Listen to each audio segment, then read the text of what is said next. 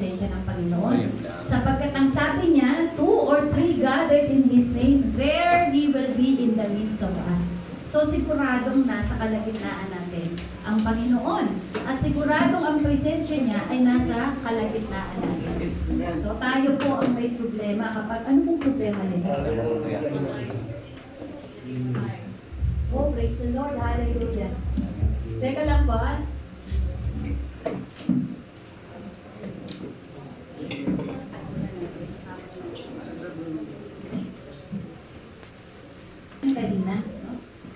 I haven't started the teaching yet. You already felt the presence of the Lord. Amen. And during the praise and worship, God is doing mighty things. Amen. There is this freedom. Many freedom are going to be exposed today. Deliverance will be exposed today. Because this is the power of praise and worship. Amen. Remember, Silas and Paul, when they were in prison in Acts chapter 14. No? And while they were in prison, madaling araw, at midnight, they were praying and praising the Lord. And the other prisoner around were just listening to them. While they were singing, even they are in the midst ng kanilang problema.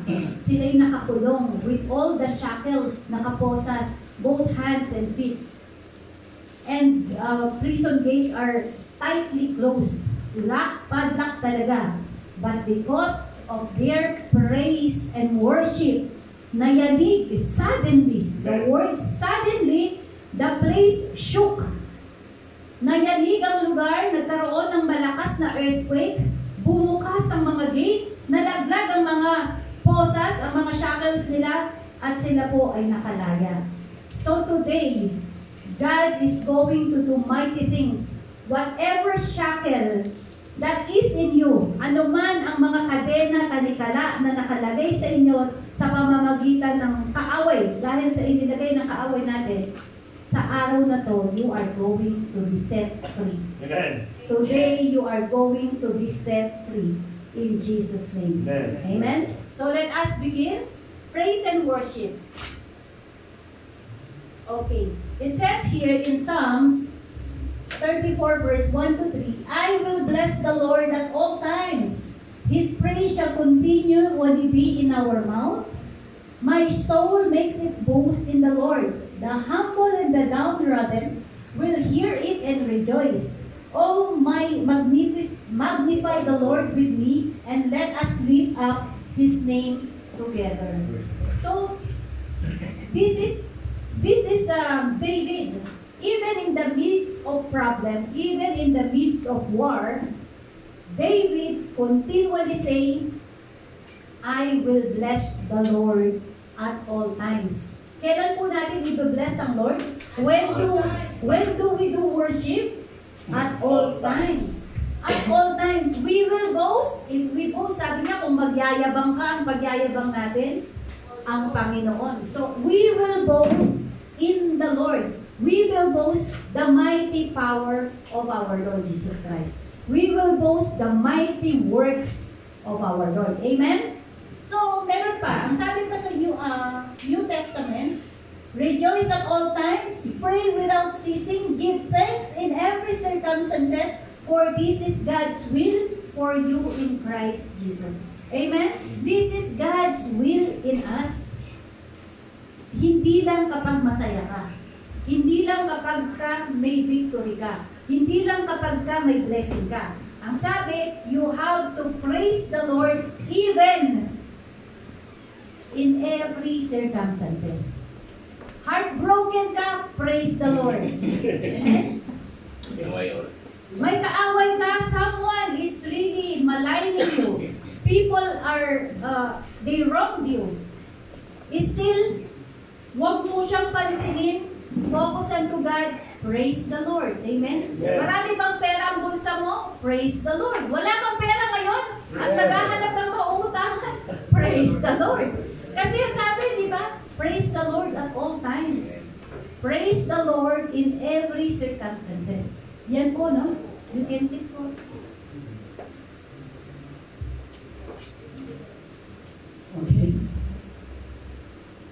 Tama, parang nahihirapan natin. Sige, dito ako ba? Kita niyo ako? Kita niyo. Sige. Okay na, okay na. Oh. Ayan. So, praise the Lord. Give thanks at all times in every circumstances. O, sino pong may mga problema dito? Amen. Praise the Lord. Praise the Lord. Yun po kasi ang solusyon. Yun po kasi ang solusyon para maayos ang problema natin. To only praise the Lord. Worship the Lord. Yun po ang sabi ng Bible. At yan ang laging ginagawa ni David. Kaya lagi kapag may battle sila, kapag may problema sila, always ang gagawin lang nila is praise the Lord. Okay? Makita natin bakit. Okay? So, ano ba yung bago natin ma-dig pa deeper kung ano yung benefits natin at effect ng praise and worship sa buhay natin. Let us see, ano yung mga types ng praise and worship at saka benefits and effect niya. Ano ba yung mga yun? Actually, sa Bible verse, sasabihin praise lang. Sa English word, it's only word praise. Praise. But in Hebrew, there are many meaning ng praise. Okay? Pag binasa po natin, in English is only word praise. But when you translate it in Hebrew language, sa Old Testament, ginamit po Hebrew language. Marami po siya. Una is zamar. Ano ba yung zamar? The most recognized form of worship because it is praising God with instruments. So praise and worshiping God, it is not just about singing. O diba, na-justify ako ngayon. Kaya ako payagan. Kaya pala, hindi lang basta siya singing. Okay? Kaya pala, nag-praise ko pala ang Lord, the best that I can do. Hindi lang pala sa singing. Okay? So yung mga marunong sa instrument, you can praise the Lord using the instrument. Amen. Kaya minsan makikita nyo sa ibang mga praise and worship, they will just let the instrument play. Kasi through that, nabibigyan nila ng pagkakataon yung mga instrumentalist, yung mga may gift sa mga instrument ay napopraise nila, na ma-magnify nila ang Lord. So yun po yung number 1, zamar. Okay, I will not read the verses. Pero it's all about singing. Kasi dito, ang sabi dito, di ba, sige sabihin na nga natin, praise Him with the sound of trumpet, praise Him with the psaltery and harp, praise Him with timbre and dance, praise Him with string instrument and organs, praise Him upon the cymbals, praise Him upon the high-sounding cymbals, let everything that has breath praise the Lord. Yes. Amen. May breath pala itong mga instrument. No? Buhay pala ito. Actually, the science already proved it. Everything is made up of atom. Kaya lahat ng mga nakikita natin has breath. Kaya lahat ng yan, kailangan mag-praise the Lord. Everything that has breath, praise the Lord. Amen? Praise the Lord! Amen! So, ano pa yung isa pang barak? Ito naman yung way ng prayer na ang postura, the posture is nakaluhod. Okay? Bowing down or kneeling, nakaluhod. Sa Genesis, kapag di ba doon natin makikita yung lahat ng blessing ng Panginoon kay Abraham. No? Makikita nyo palagi nagbabow down si Abraham. Kasi pala, kapag nagpo-praise and worship at may nakita kayong nakaluhod, hindi lang ikaw ang naghihintay ng blessing from the Lord, but you are also blessing the Lord. Yun pala yun. Akala natin, kapag nagpo-praise and worship tayo lang yung nabibless. Ang Panginoon pala, nabibless din sa atin. Especially kapag tayo'y nakaluhod, but because that is the form of humility. Amen? Kaya huwag po tayong maghihiya kapag tayo ay nagpo-praise and worship, whatever gesture gusto mong lumuhod at sinasabi ng Holy Spirit, sinasabi ng puso mo, lumuhod ka, do it. Kasi pala, binibless mo ang Lord at the same time, you are waiting for the Lord to bless you. Yun po yun. Okay? Pasensya na po, hindi na natin babasahin lahat ng mga verses. If you have time, you can photo na lang po. at tauda. Okay? Toda. Ang pronunciation is toda. Praise while waiting for prayer to manifest. Okay? Ito po yung pagka namumroblema ka. May prayer ka na gusto mong masagot. Yung iba kapag ka nasagot na, tsaka palang magpo-praise and worship. But this form of worship pala, toda, you are just there standing, waiting sa gagawin ng Panginoon sa buhay mo. Yun pala po yung form ng worship. Wala siyang sinabi na posture. Kung ikaw ba'y nakaluhod, kung ikaw ba'y nakatayo, nakataas ang kamay. Ang sabi niya, ito yung puso mo naghihintay sa gagawin ng Panginoon. Kasi ang sabi dito, if you believe that God is the source of everything, shout with joy to the Lord, all the earth, worship the Lord with gladness, come before Him singing with joy. So even may problema ka, still sing with joy. Why? Dahil alam mo, His unfailing love continues forever and His faithfulness continues to each generation. The only way or the thing that you know that God is faithful and that He is going to continually bless you and His faithfulness will endure until the end of the generation. Therefore, alam mo, meron kang inaasahan. Meron kang pag-asa. Kasi alam mo, faithful yung nangako, di po ba? Kaya alam mo, parang tayo nag-work tayo, excited tayo, kasi alam mo, katapusan, may sahod ka. Tama po ba? Pero yung sahod mo, pwedeng mag-delay ng ilang buwan? Minsan, 3 buwan, 4 na buwan. But the Lord, ang sabi niya, He will continue His faithfulness. So always be in the presence ng Panginoon na naghihintay. Toda. Okay? Toda. O, hindi po todas ha. Toda. O kaya yung pag sa bingo, toda, sabi nila, hindi. Sa Panginoon, lagi tayong panalo. Amen po ba? Amen. Okay, next. Yada. Okay? Ang yada, ito yung form ng nagtataas ng kamay.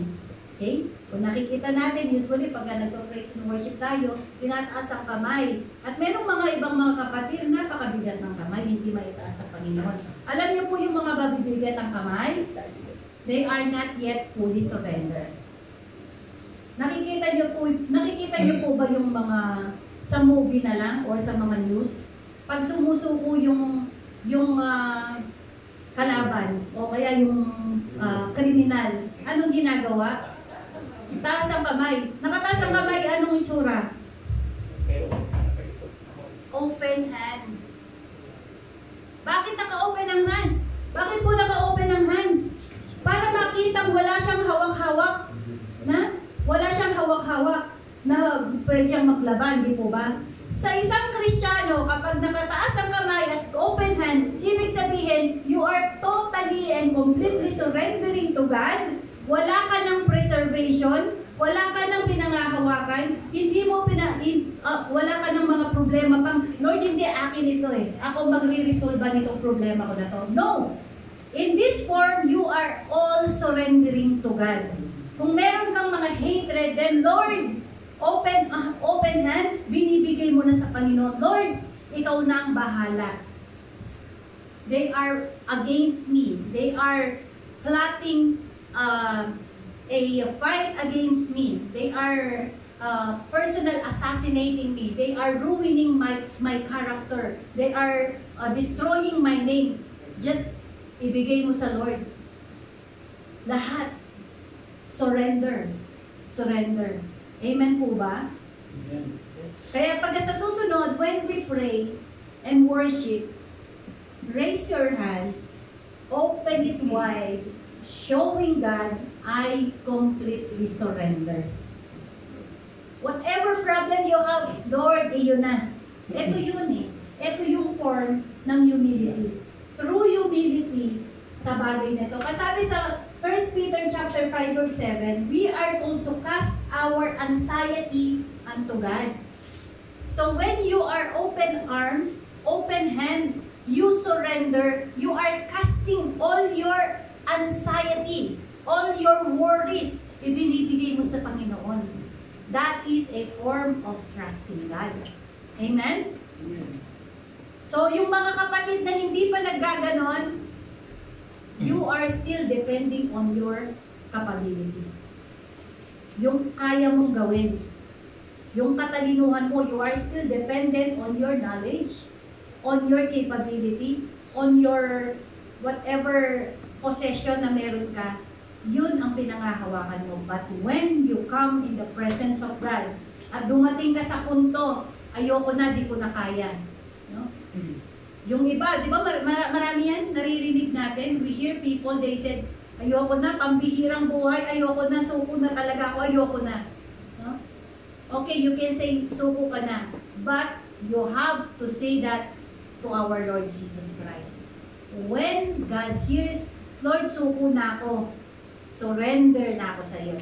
Eto na sa iyo na lahat. Then God will do mighty things sa buhay natin. Amen? Amen? What else? Ang sabi po kasi sa 2 Chronicles, eto yung surrender sila. I will just tell the story. In 2 Chronicles 20, verse 20 hanggang 22. Early in the morning, they got up because there is this susukurin sila. 3 nations are going to conquer these Israelites. But in the morning, early in the morning, they got up and left for wilderness to Tekoa. As they set out, Jehoshaphat stood up and said, "Hear me, O people of Judah and Jerusalem. Believe in the Lord your God, and you will be upheld. Believe in His prophets, and you will succeed." Amen? So, Jehoshaphat as a leader, he is telling the people, just believe and put their trust in the Lord. Then Jehoshaphat consulted with the people and appointed those who would sing to the Lord and praise the splendor of His holy name. As they went out before the army, they were singing, "Give thanks to the Lord for His loving devotion, endureth forever." Wala pong kapanapanalo. There is no way for them to win. 3 nations combined for them to be conquered. No way na mananalo sila. So it is already a defeat. Already a defeat. But then, Jehoshaphat as the leader, trust in the Lord. Instead of planning a strategy how to fight, the only plan he has, he called all the musicians. He called all the worshipers and asked, just praise the Lord. Just praise the Lord. Okay? Praise the Lord. Praise the Lord. And always give thanks. Maybe dun sa parada nila, ayan yung army, no? Sa kabilang nakapalikot sa kanila. At ang ginagawa nila, salamat Lord. Thank you, Jesus. Hallelujah. Praise God, for you are good and your goodness endureth forever. We know, God, that you are our the Lord of hosts. You're going to fight for us. These are the words, or maybe in a form of singing. This is what they are doing. Maybe the enemy will think, are they crazy? Galing lang sila sa dami. Baliw ba sila? Ang dami-dami natin, hindi sila lumalaban, kumakanta lang sa Panginoon. And you know what happened? Here is the best. The moment they began their shout and praises, the Lord set ambushes against the men of Ammon, Moab, and Mount Seir, who had come against Judah, and they were defeated. Yung mga gustong sumakop sa kanila, those who want to conquer them, sila naglaban. Ang sarap nun, no? So when someone is plotting against you, no, they all connive against you, no? To put you down.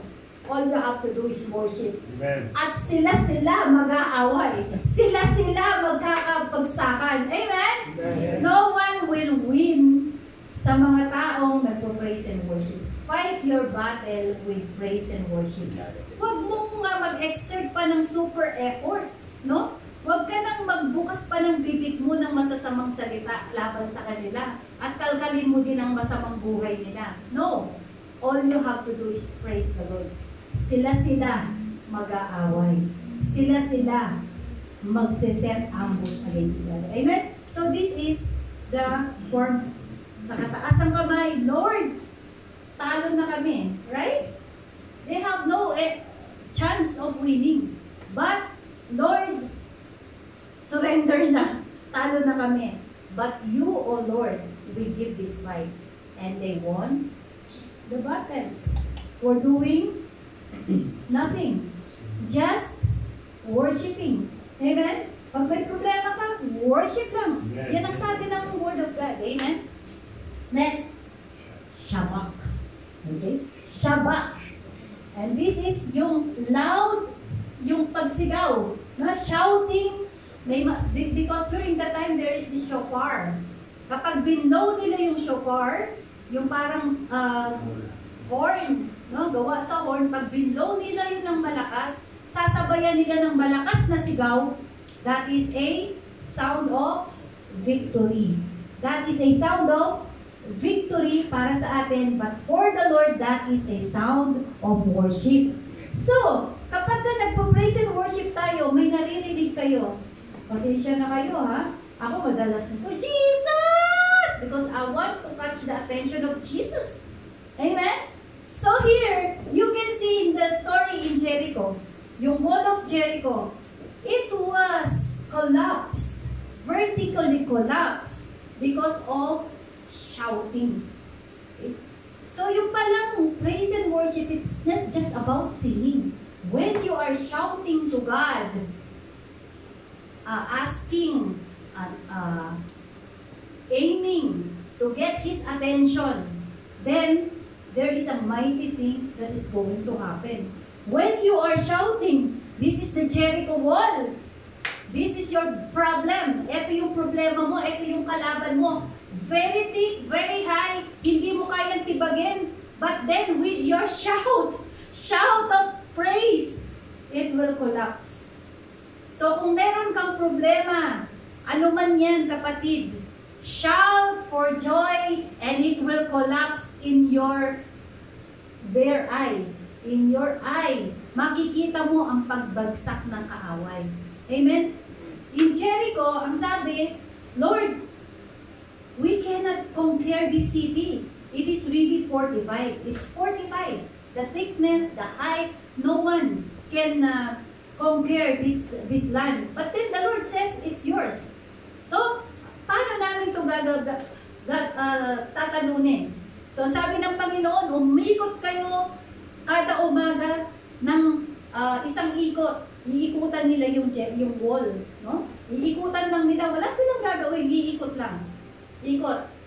Ng 6 days. On the 7th day, they will go around. At pagkatapos ng isang ikot, they will all shout sabay-sabay. Shout.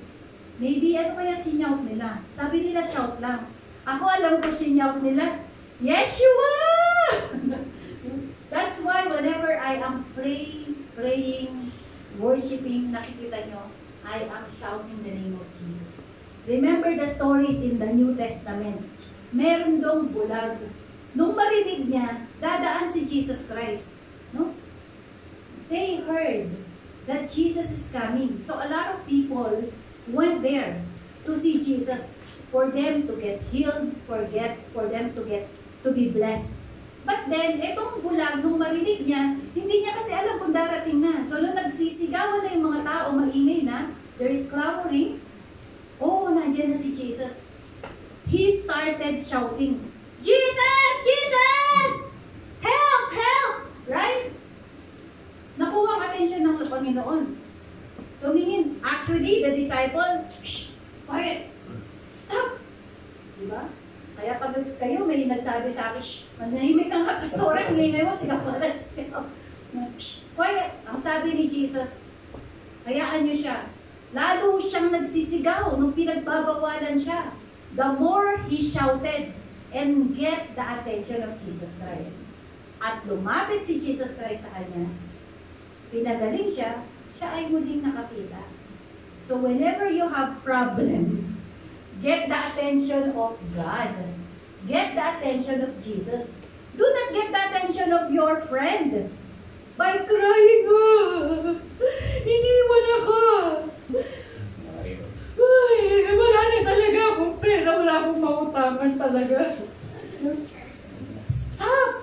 Instead of getting the attention of other people na maawa sa'yo, get the attention of God. Because when you get the attention of God, there is power, there is a miracle, there is a solution in your problem. Amen? Never be shy. Hayaan niyo yung mga taong tumatawa sa inyo, kaingay-ingay nito. Tingnan mo yun, mga disciple pa ang nagbabawal. Huwag kang maingay. Ang ingay-ingay mo. The more he shouted, the more you shout when you have problem, the more you come to God, the more you get His attention, the more you seek His presence, the more you get the answer to your problem. Amen? What a wonderful God. God is waiting for us to shout, help. Sometimes, yung kanina, because you don't want to release, you don't want to surrender, you don't want to shout, help. Hirap na hirap ka pa rin hanggang ngayon. Diba?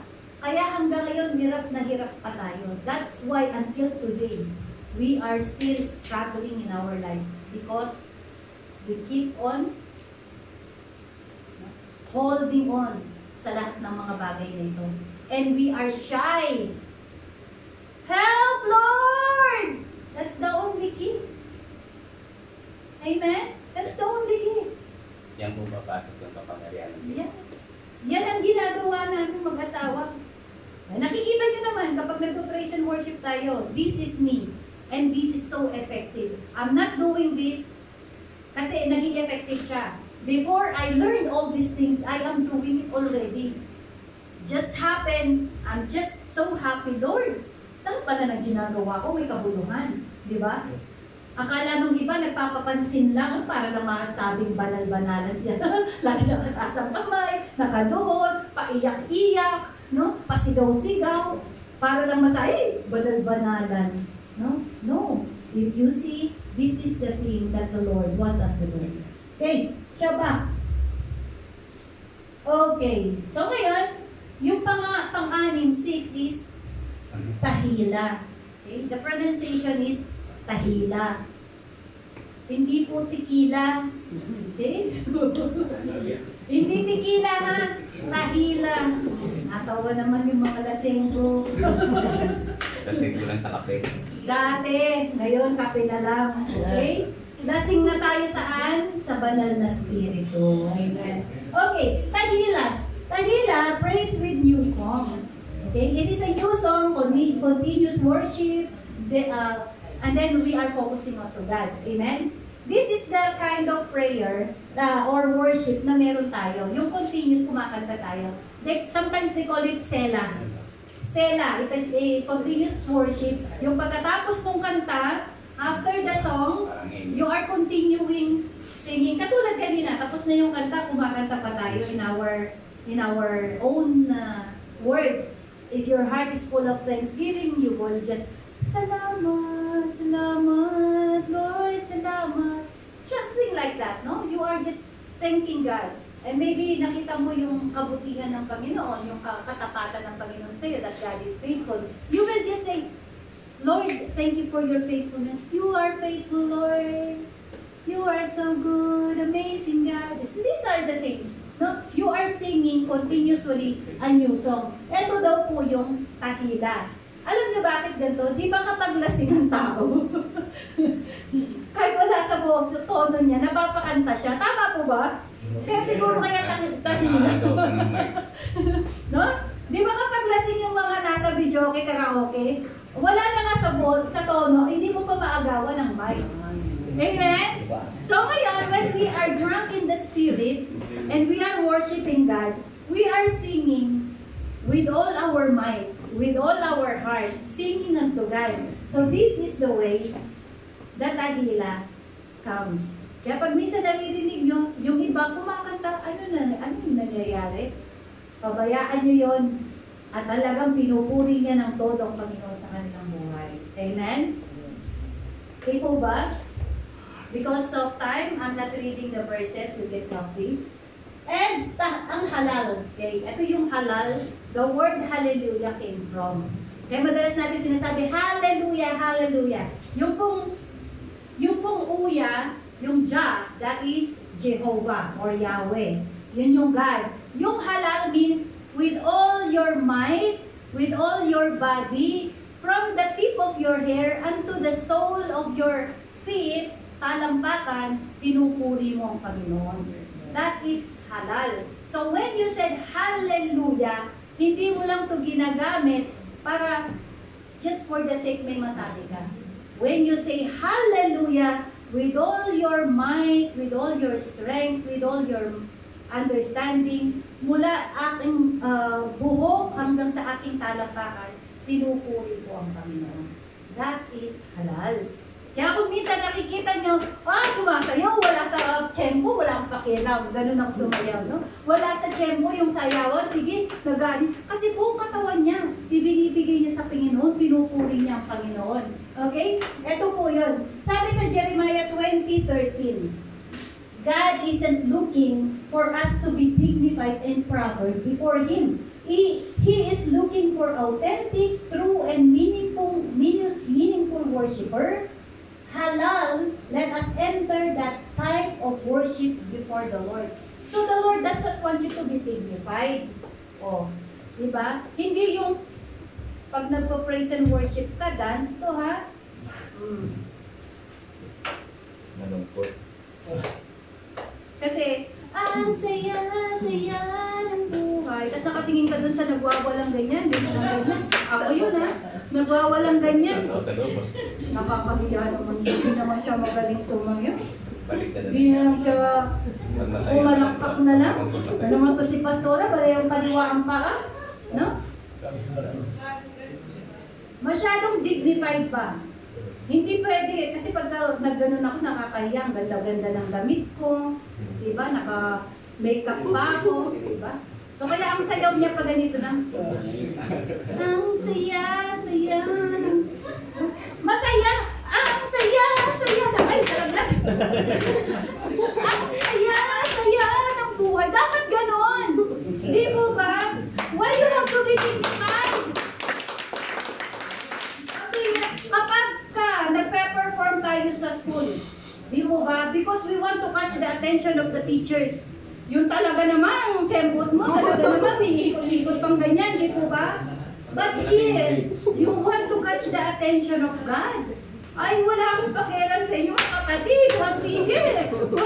Para na akong baliw dyan. Alam nyo po, the best example we can see here, pakita natin, David. Okay?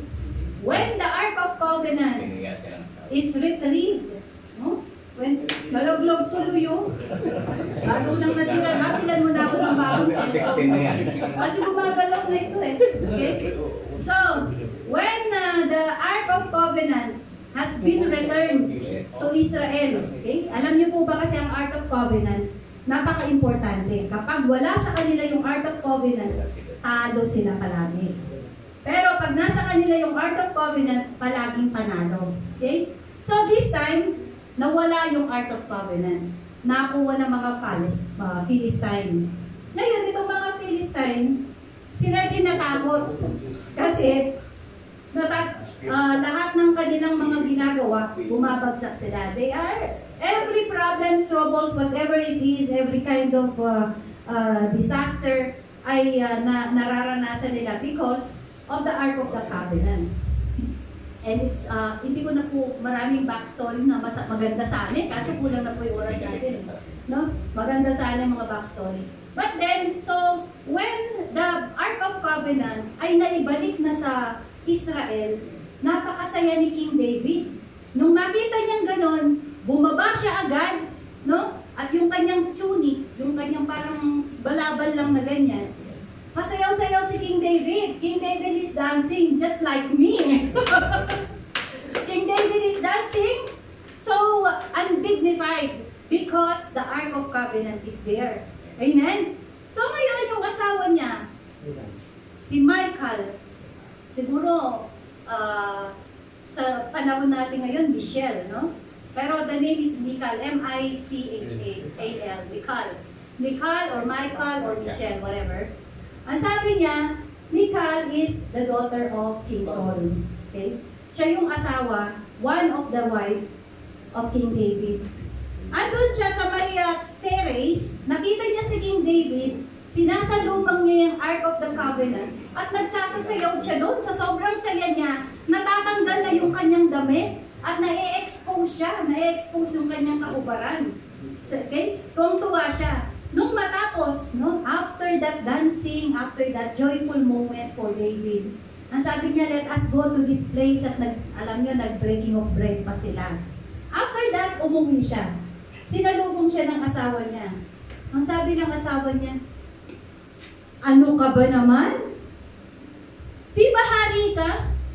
You are the king of Israel, but you are dancing like a crazy man on that street, and all the concubine or your subject, no? Lahat ng mga tao doon are seeing your nakedness.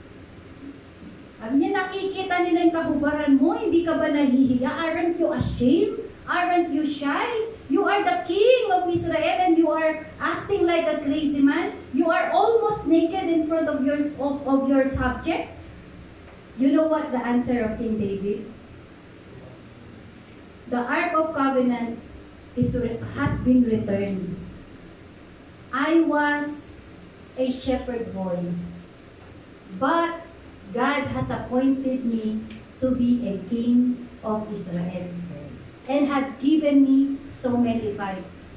If I need to be undignified, I will be undignified more. If I will be crazy, I will be crazy more. So dapat ganito tayo sa Panginoon. No? Kapag yung kasama mo, para ka namang baliw dyan kumakanta. Kung kailangan kong maging baliw, magpapakabaliw ako sa Panginoon. Kung kailangan ko sumayaw, magsasayaw ako sa Panginoon. Bakit? Dahil dati akong makasalanan, pero ngayon ako'y anak na ng Diyos. Dati, ang buhay ko walang-wala. Kumakain ako ng kanin na asin o kaya kape lang. But then, ngayon sa harapan ng Panginoon, importante ako. Dati, walang pumapansin sa akin kasi mahirap kami. Hindi kami pinapansin ng mga kamag-anakan namin. But then, the Lord has seen me. Binigyan ako ng value ng Panginoon. Therefore, I will dance more. I will identify more in front of God. Amen. Kung ang tingin sa akin ng asawa ko, walang kwenta. But sa harap ng Panginoon, importante ako. And I will show my praise to God. Amen. Dapat ganun tayo. Sino ka dati? Wala kang kwenta sa harapan ng mga taong nakapaligid sa'yo. Amen? Especially yung mga taong alam ang pinagdaanan mo, wala kang kwenta sa kanila. Minamaliit ka nila. But if you know that God is in front of you, just like the tabernacle, just like the Ark of the Covenant during the time, sabi ni David, dati akong shepherd boy lang. Wala akong pakialam, I will praise the Lord more. Amen? So, we have to be like King David. Amen? We have to be like King David. Amen? So, alam niyo po, bakit ako ganun magpuri sa Lord? Kasi, hindi din ako, wala din kami noon eh. Wala din kami noon. Ang ulam namin, kapag nagprito ng isda, talaga namang nakahiwa yun. Oh. Talagang bilang yun. Yung lamesa namin, nakapito kami magkakapatid, nanay, tatay ko pa, o de siyam kami. Ang haba ng lamesa namin. Nakalagay na po yan, pati yung kanin, nakatakal na yun. Diba? Pati yung patis, isa lang sa gitna, lahat kami dun sumasawsaw. Kaya pagkatas kumain, puro kanin na yung patis. Parang naguhugas lahat doon. Naranasan po yan. Naranasan kong wala, naranasan kong makitira, para lang matapos sa pag-aaral. Naranasan kong magtinda ng kahit ano. But then, the Lord has blessed me so much. Has blessed me so much. Amen. That's why, ganun na lang ako magpuri sa Panginoon. Ako'y crazy sa Lord. Ako'y undignified. Kahit pa naka-heels ako dyan. Makikita nyo, binabalandra ko na yung chinelas kong ganun. At talaga namang sumasayaw ako sa Lord. Because I have this grateful heart. I have this way of praising the Lord. Amen? Kaya naman, when I learned this kind of worship, in every difficulty of our life, I come to God and start to praise and worship Him. Even in prayer, prayer is also a form of worship. Hindi lang po kantahan ng worship. No? Even in every aspect of our life, we worship the Lord. Never, sinabi ko na po ito sa inyo, never na namin naranasan actually ang mangutang. That's why I always declare, you will always lend and never borrow. Because we experience that. Amen? Next! Okay. Right? So I already tell the story, no? But you can read it at home. That is the story. Masyado ako na-excite. Okay. So, ito po yung kanina, yung kwentuhan nila ni Michael at saka ni King David. 2 Samuel 6, 12 and 23. You can read it if you want. So, ngayon, merong effect ang worship. So, you see? Those are the types of worship. And when you do that, you don't do that because you just wanted to follow what the word says. Because in every types of worship, there is only one thing. You cannot worship God unless you have a joyful heart. Eh, Ate Irene, namumroblema nga ako. No. You know why you have a joyful heart? Sabi, rejoice. I say rejoice. Diba? The word says rejoice. I say rejoice. Always rejoice. Why? Even you are in your present situation, may problema ka man, but knowing, sabi ko nga kanina, that God is going to resolve and give solution to your problem, therefore you have this joy in the heart. So lahat ng klase ng mga praise, regardless nakataas ang kamay mo, nakaluhod ka, ikaw ay nagsisisigaw, ikaw ay umiiyak, ikaw ay nagtatatawa sa Panginoon. Have you ever heard someone who is in the spirit and just laughing? Tumatawa lang siya kasi he is laughing because he's really joyful sa ginawa ng Panginoon sa kanila. Yung iba naman, they are crying not because they feel sorry, but they are crying because of tears of joy sa ginawa ng Diyos sa kanilang mga buhay. So what is the effect now? There are 3 effects. First, sayo. Pangalawa, sa kaaway. Pangatlo, sa Diyos. What are the effects? First sa'yo, you are being established when you praise and worship. Mas nagiging matatag ka pag nagpo-praise and worship ka. Ang sabi sa Colossians chapter 2, verse 6 hanggang 7, therefore, just as you have received Christ Jesus as Lord, continue to walk in Him. Amen? We have to continue to walk in Him. Rooted and built up in Him, established in the faith as you were taught, and overwhelming with thankfulness. So when you are rooted in the Lord, you are built up in the Lord. Therefore, you're having this overwhelming thanksgiving, thankfulness. So kapag palagi kang nagpo-praise and worship, either prayer or whatever it is, you are putting yourself in the presence of praise and worship. Therefore, you are rooting, no? Tinatanim mo ng mas malalim pa yung pananampalataya mo sa Panginoon at napibuild up ka. So ito pala, kapag nagpo-praise and worship ka, napapatatag ka pala. The more you become indispensable. Okay? Wala, sabi niya, nothing, no one. But yes, in the Lord, you can be indispensable. Amen?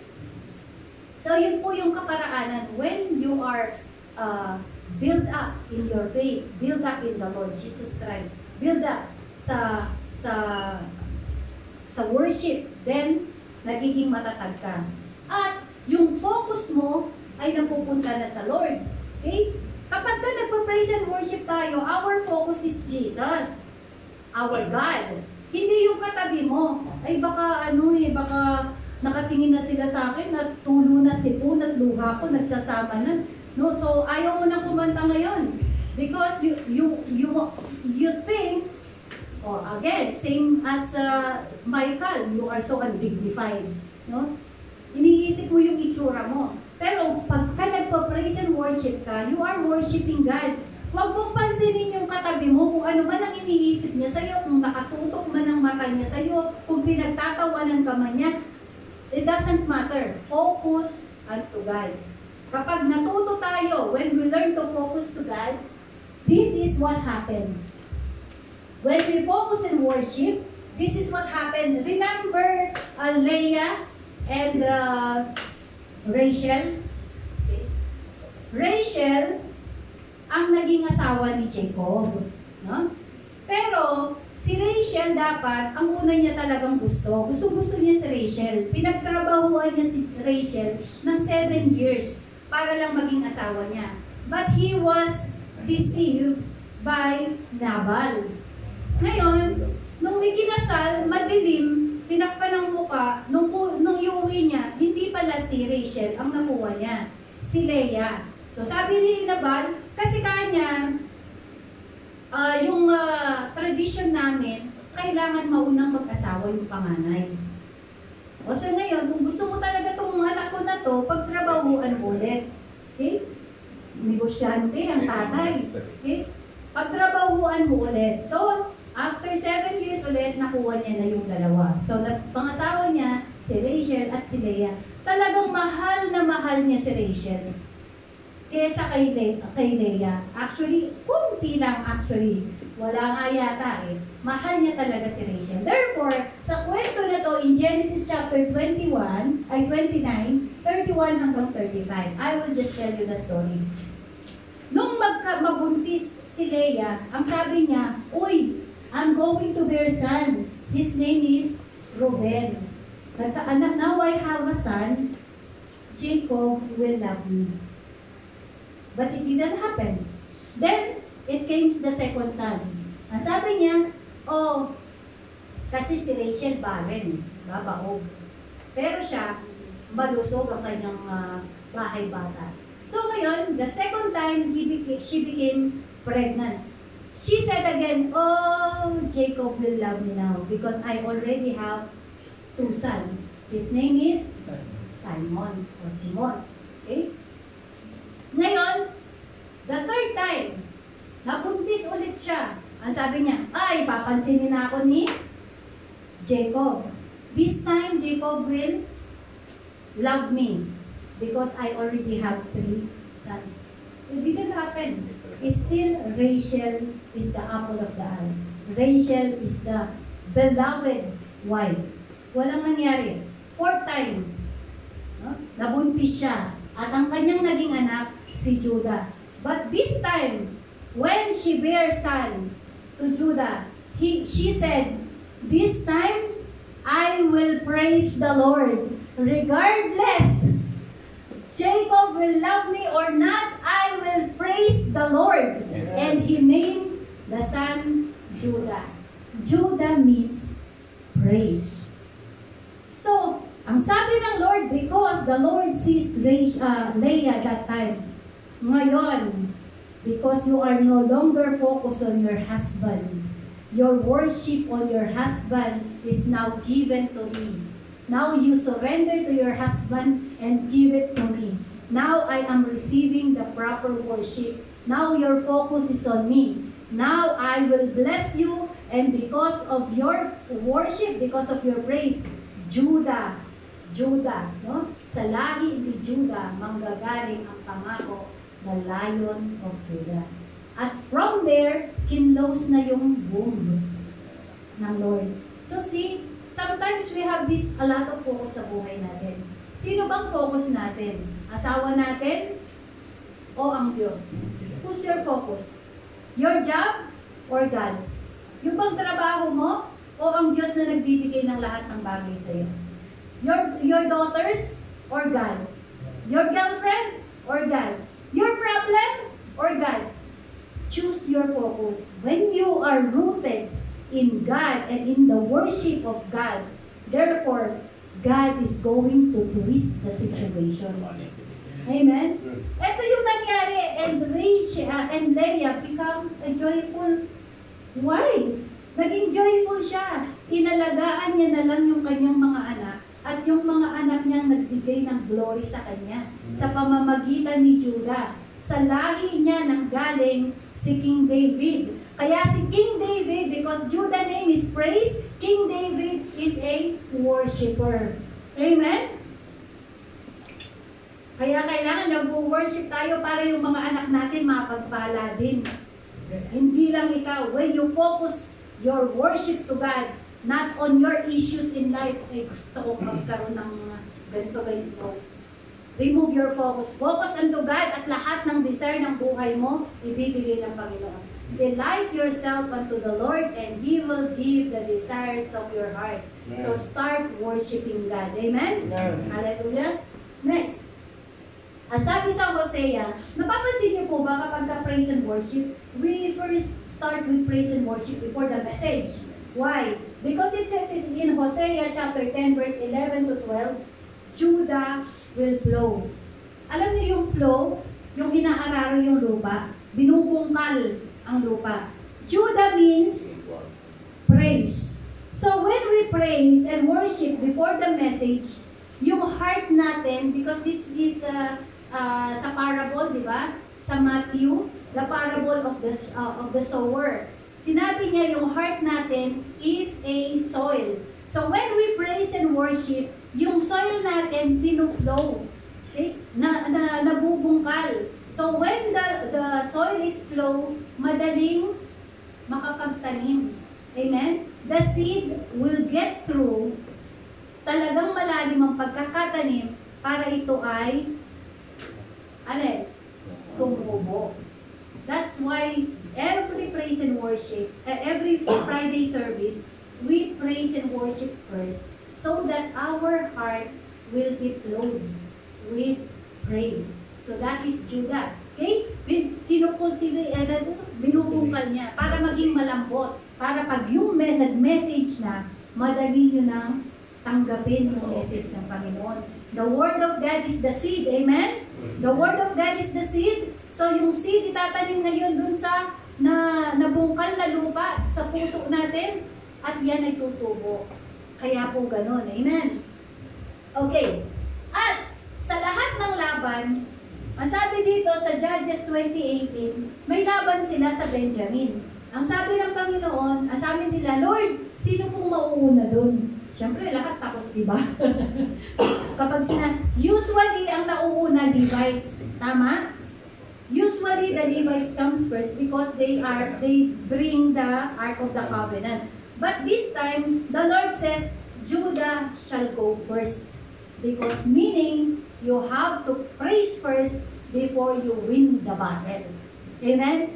I-apply natin to sa buhay natin. If we are facing problems, worship first, then you will receive the victory. Amen. Amen po ba? Amen. Malinaw po ba ang ating message? Amen. Hallelujah. So, ano nga nagagawa nito sa Lord? Ang nagagawa nito sa Lord, di po ba ang isda, sabi niya, yung sinasabi ni Pastor Bernard. So, yung gospel, ba? The gospel, yun daw lion, king of the jungle. Yun daw eagle, king of the air. Yun daw ram, king ng domestic animals. At syempre, yung tao, dito. Pero ang Diyos, meron din siyang inhabitant. Saan naman ang Diyos? Kasi sa air, mga hayop, mga ibon, okay? Sa dagat, mga isda. Ang Panginoon, saan ang ihabitan niya? Saan siya? Saan siya? Saan ang presensya niya? Saan? Okay, sabi dito sa Psalms, ganda.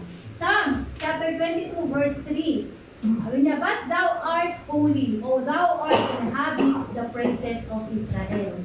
sa New King James Version, but thou art holy, enthroned in the praises of Israel. So, when we are praising and worshiping God, His presence here. Ano ba lang inhabitants? The inhabitants of God is our praise and worship.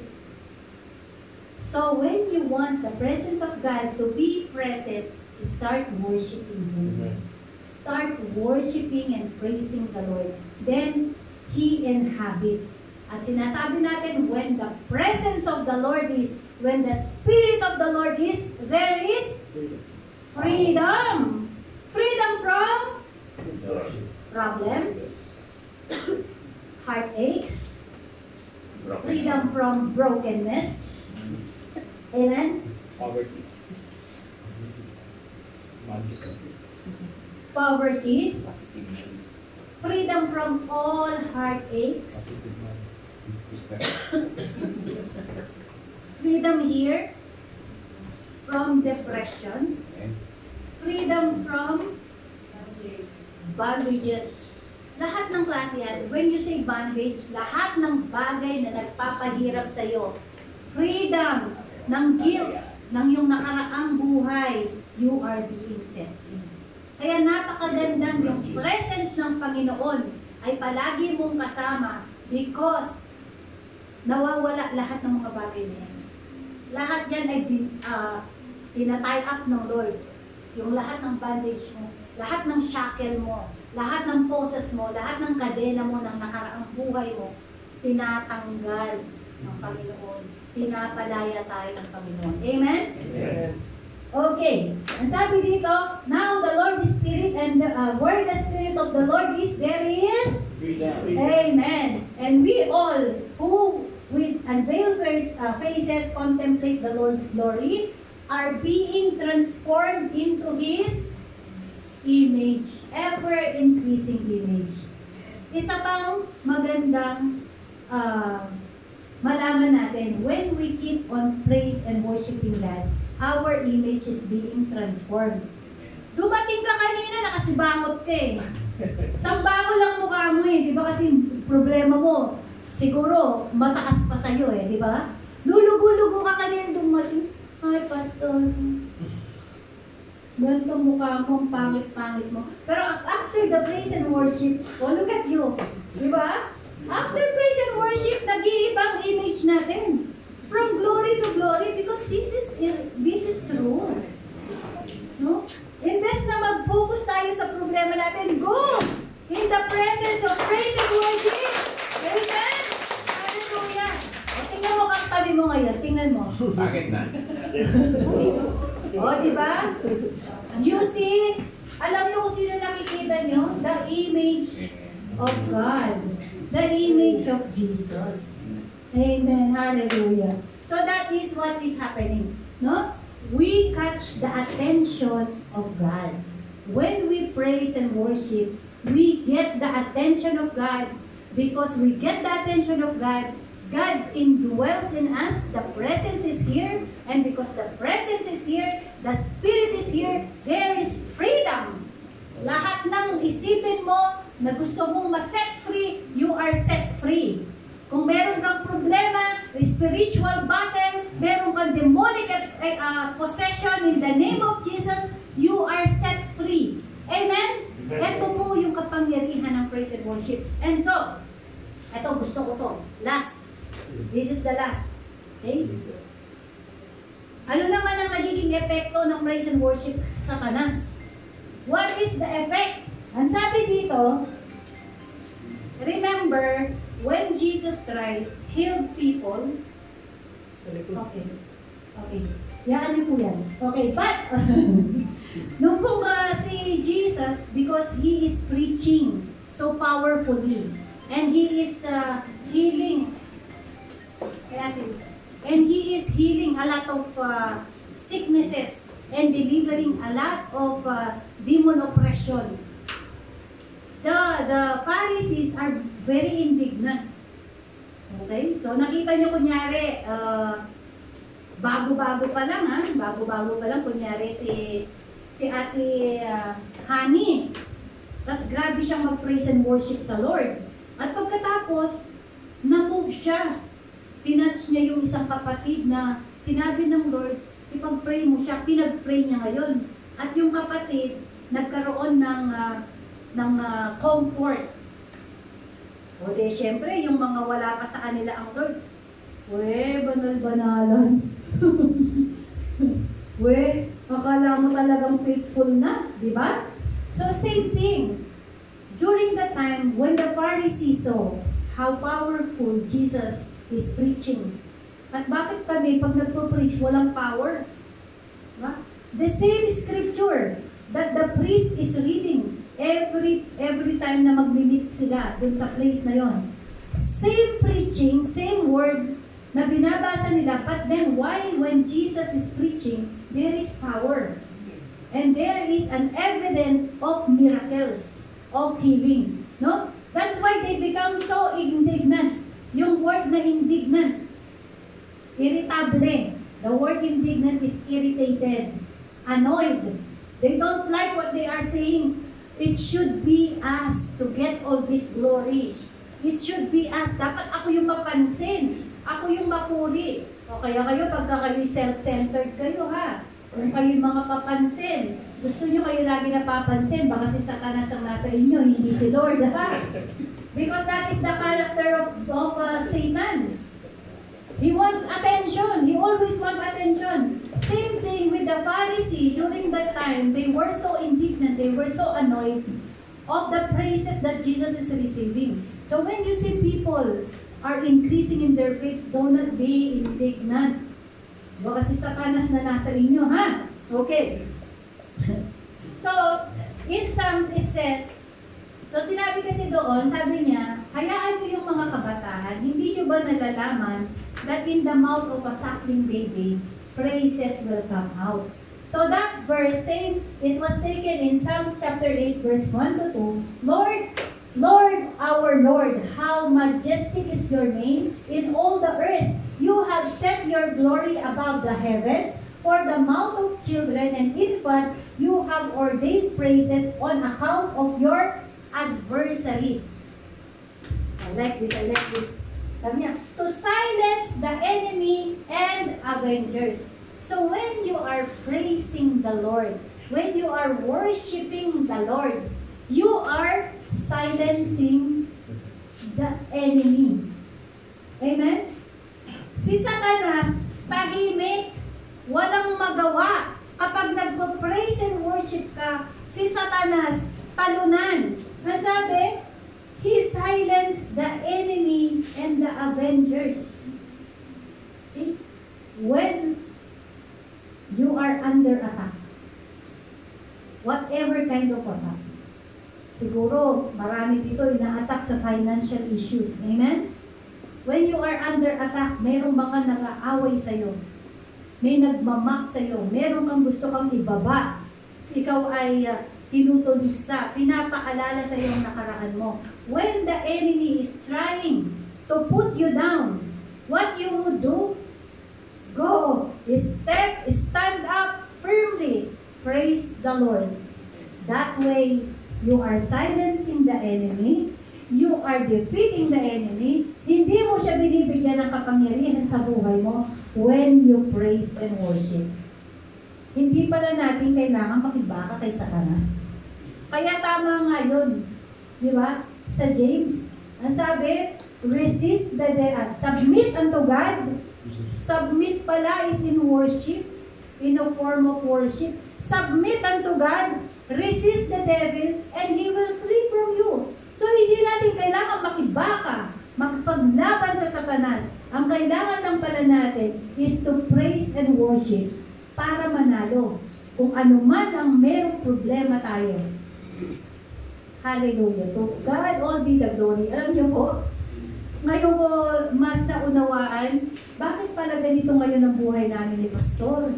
Because we live a life of praise and worship. Paggising sa umaga, praise and worship. Sa kotse, praise and worship. Pag nagkukwentuhan kami, hindi pwedeng walang salita ng Panginoon. At lalo ngayon that we are vlogging every day, natutuwa kami because the Word of God is there. we are silencing the enemy. Wala na siyang magawa sa buhay namin because we are in the presence of praise and worship every day. Amen? Okay. Ayan. Bonus. Okay? This is bonus. Kung wala pa kayo nito, then aspire for it. Ang sabi po sa 1 Corinthians chapter 14, if you praise the Lord, if you thank the Lord, thank Him well. Mas napapasalamatan mo ng higit na malalim ang Panginoon kapag ikaw ay nag-i-speak in tongues. Why? Pursue love and desire spiritual gifts. Maraming gifts, no? Maraming gifts. And one of these is, sabi niya, but especially that you may prophesy. Maganda yun, yung prophecy. Okay? For he who speaks in tongues does not speak to men, but to God. So those people who are speaking in tongues, they are not speaking to men. They are speaking to God. So therefore, when you are in the form of worship and you are speaking in tongues, you are worshiping God so well. Amen? Mas well. Ngayon, hindi naman po lahat ng pagkakataon is you are speaking in tongues. There is order in the church. Not the whole time you are speaking in tongues, you are worshiping God, you are singing in tongues. Hindi naman po all the times like that. Kasi ang sabi niya, as you, hindi ko po nilagay, you have to praise the Lord, you have to pray to God in your intellect, at the same time, intellect or your own understanding, at the same time, nagpa-praise ka in the Spirit. So both. Hindi pwedeng yung iba, walang maintindihan. No. There should be an understanding. How can someone say amen kung hindi nila naiintindihan? But for those who have the gift of tongue, you are worshiping the Lord the more kesa dun sa ibang mga form na sinabi ko. Kasi sinabi ko, highest form of praise is speaking in tongues. For he who speaks in tongues does not speak to men, but to God. For no one understands him. However, in the Spirit, he speaks mystery. Amen. Then, so, ang sabi dito ni Paul, I will sing with the Spirit and I will also sing with understanding. So this is the order that Paul wants. Kasi during that time, they are all, alam mo yung iba kasi mayayabang na lang. Ay, kasi nag-i-speak in tongues ako, masyado ako yung pinakabanal. Ako yung talagang ang punong-puno ako ng banal na espiritu. Kaya wala nang ginawa kundi mag-speak in tongues na mag-speak in tongues. Yung iba pagyayabang na lang eh. But no, when you speak in tongues, ang sabi niya, I will sing in the Spirit. Okay, you're speaking in tongues, you are singing in the Spirit, and at the same time, I will also speak with understanding. Okay? Kaya bandang huli nitong chapter na to, chapter 14, do not forbid speaking in tongues. So, hindi po dapat ipagbawal ang speaking in tongues. Ilalagay lang siya sa order. Because when you speak in tongues, the more you praise God, the well you can praise Him. Kasi you are already speaking in mystery and in God's Word. Amen? Amen. Okay. So, ngayon, tapos na tayo. Gusto ko, umawit tayo ng isang awitin wherein ilagay natin yung napag-aralan natin and then feel the power of the Holy Spirit. Whatever po ang meron na nasa isipan ninyo, every problem, every kinds of bondage, no?